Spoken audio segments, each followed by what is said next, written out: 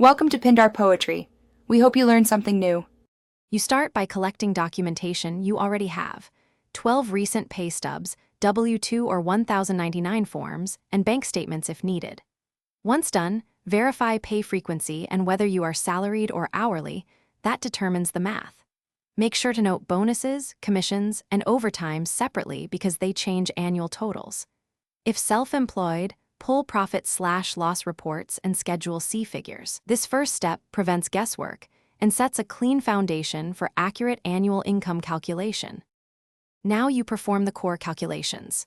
If salaried, take the annual salary on your W-2 or contract. If hourly, multiply your hourly rate by typical hours per pay period and then by pay periods per year. Add all 1099, freelance, rental, and investment income. Don't forget irregular bonuses and overtime averaged over the year. Once done, separate gross income from taxable income by noting pre-tax deductions like retirement and health premiums, because those affect take-home pay. Finish by summing every income source to produce your total annual gross income. If you had partial year work, annualize by converting period earnings into a daily rate and multiplying by 365 to estimate a yearly figure.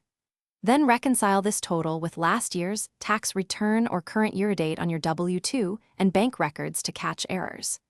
If numbers don't match, contact payroll or your client for missing documents.